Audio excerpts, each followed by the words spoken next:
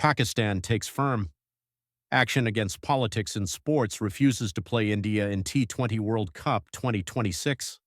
All right, let's talk about a decision that has absolutely sent shockwaves through the entire cricketing world. We're talking about Pakistan's boycott of its T20 World Cup match against India.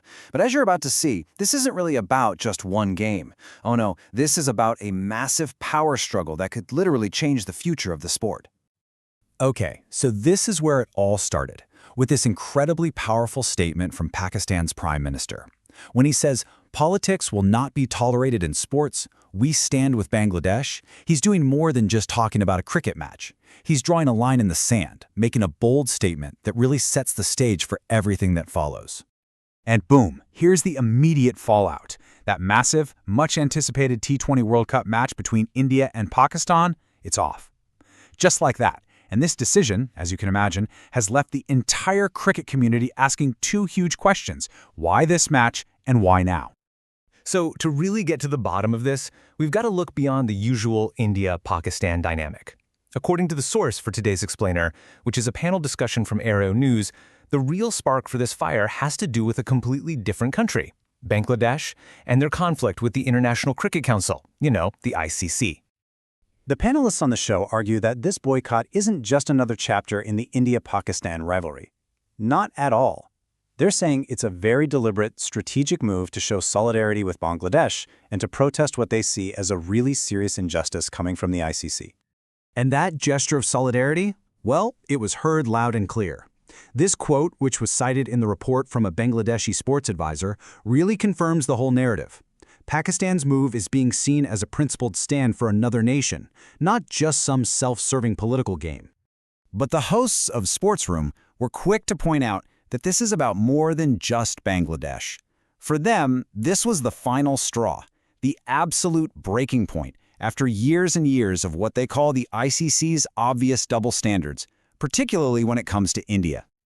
Okay, now this is where it gets really interesting, because it gets right to the heart of the whole grievance. Just look at this comparison. On one side, you have India pulling out of a tournament in Pakistan, saying they don't have government approval.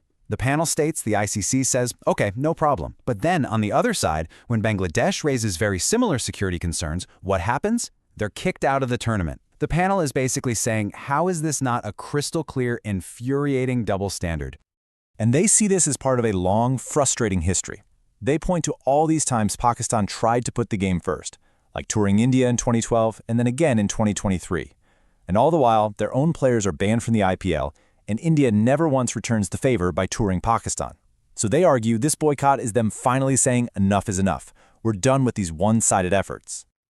Now, as you can imagine, a protest this huge didn't just make waves at home. According to the source, it kicked off a massive global conversation, with some of the biggest and most respected names in cricket suddenly weighing in. The source made a point to highlight commentary from a real heavyweight of the game, former England captain Nasser Hussain. And apparently, he didn't see this as some petty political stunt. No, he reportedly called it a good step that shines a huge spotlight on what he also called the ICC's glaring double standards.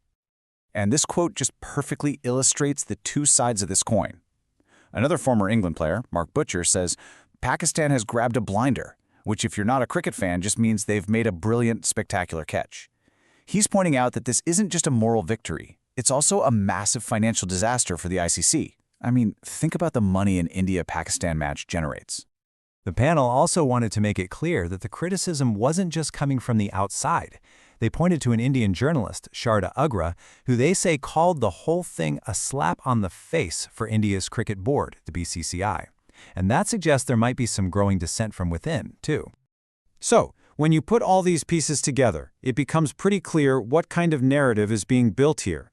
This boycott is being framed as something much bigger than just one tournament. It's being positioned as a direct challenge to the entire power structure of world cricket.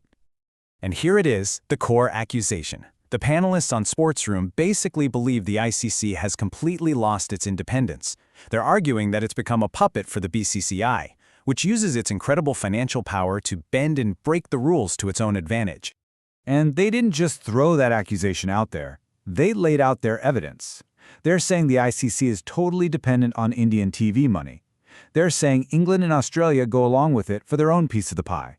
They point to the ongoing exclusion of Pakistani players from leagues with Indian owners as more proof. And they even contrast the whole mess with FIFA, which, they argue, would never let this kind of government interference fly. Tausif Ahmed, a former Pakistani cricketer on the panel, he just summed it all up so bluntly. He said you can either say ICC or you can say BCCI. It's one and the same word. Wow. I mean, for him and for a lot of people who share this view, the line between the global governing body and its richest member has completely disappeared. So in the end, this is so much more than just one forfeited match. It's being portrayed as a battle for the very soul of cricket, a fight against a financial monopoly that, from this perspective, threatens the fairness of the entire game. And that leaves us with one massive question. Can a single act of defiance, just one boycott, actually be enough to change the course of a global sport? Or, at the end of the day, will money always... Thanks for watching. Like, comments, and share.